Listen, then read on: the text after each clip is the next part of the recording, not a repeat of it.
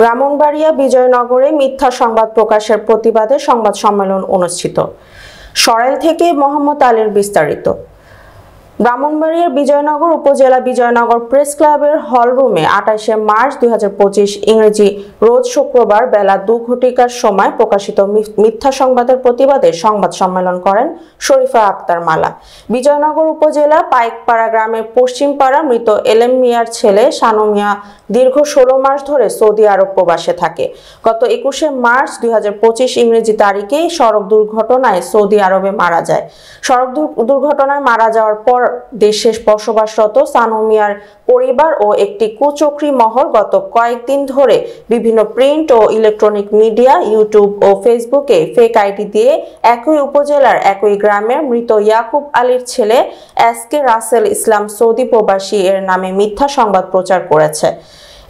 এরই প্রেক্ষিতে সৌদি প্রবাসী একই গ্রামের বাসিন্দা এসকে রাসেল ইসলামের স্ত্রী শরীফা আক্তার মালা সংবাদ সম্মেলনে বক্তব্য রেখে বলেন, গত কয়েকদিন ধরে বিভিন্ন প্রিন্ট ও ইলেকট্রনিক মিডিয়া, ইউটিউব ও ফেসবুকে ফেক আইডি দিয়ে আমার স্বামী এসকে রাসেল ইসলামের নামে মিথ্যা সংবাদ প্রচার করছে।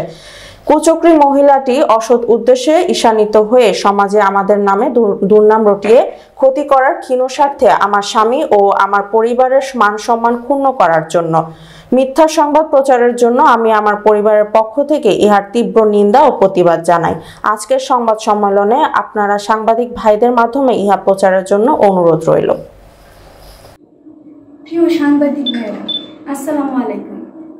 আমি শরীফা আক্তার, স্বামী এসকে রাসেল ইসলাম, গ্রাম পাইকপাড়া, ডাকঘর শহীদপুর, হরিশপুর, থানা বিজয়নগর, জেলা ব্রাহ্মণবাড়িয়া।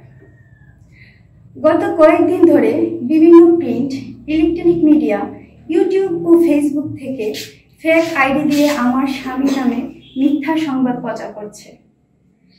একটা কুচক্র মহল অসৎ উদ্দেশ্যে ঈশানিত হয়ে সমাজে আমাদের দুর্নাম রটিয়ে ক্ষতি করার চেষ্টা করছে।